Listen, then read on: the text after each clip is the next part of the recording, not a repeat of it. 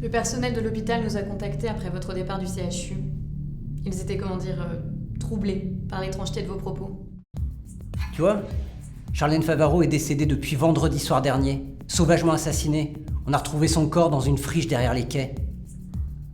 Alors maintenant, tu vas m'expliquer comment t'as pu passer la soirée d'hier avec une fille qui est morte depuis une semaine. Amine, le personnel du time-out est formel. T'as bien passé la soirée là-bas, mais t'étais tout seul. Je vous assure qu'elle était là. Non! Personne ne t'accompagnait et encore moins Charlène Favaro!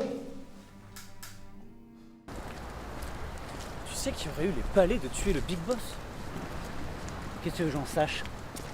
Écoute, raison de plus pour ça, je vais tranquille, ok? De toute façon, tout le monde est à cran depuis alors. Écoute, ceux avec qui on va traiter étaient très proches de Don Fortunato. Alors t'as pas intérêt d'ouvrir devant eux. Capito? Qu'est-ce que tu veux que je te dise? Je sais même pas ce qu'il y a sur cette photo. Te fous pas de ma gueule. On le voit avec Don Fortunato le jour de sa mort. Je trouve ça un peu gros. Et moi je trouve ça un peu petit de ta part de m'accuser de ce crime. Putain, mais t'es bien placé pour savoir tout ce que j'ai perdu ce jour-là. Putain, on essaye d'être là pour toi. On a plein de choses à régler, mais là, on essaye quand même d'être là. C'est ça le problème. Vous avez toujours essayé d'être là que pour moi, il y a que pour moi qui comptait. Et Diane, alors elle était où dans cette histoire? On a toujours été là pour vous. Mais de toute façon, tout ça c'est votre faute, vous avez jamais voulu l'écouter. Pardon? Ah parce que tu penses que c'est notre faute à nous, c'est les autres cette vidéo? Mais comment vous pouvez être aussi con pour y croire? Béatrice, tu nous parles pas comme ça. Allez vous faire foutre. Béatrice, tu reviens ici tout de suite. Tiens, attendez, arrêtez 2 secondes. C'est pas vrai? Qu'est-ce que tu fous là, Georgie? Georges! Bon, là, du coup, j'aurais 2 solutions, tu vois. Ou alors je les mets en silence. Voilà, je les mets en silence et je bouge pas. Ou alors je bouge. Et là si je bouge, bah, ça veut dire que je suis un salaud. Bah si. Ouais. Ok, admettons que je suis un salaud. Ça fait quoi d'être un salaud?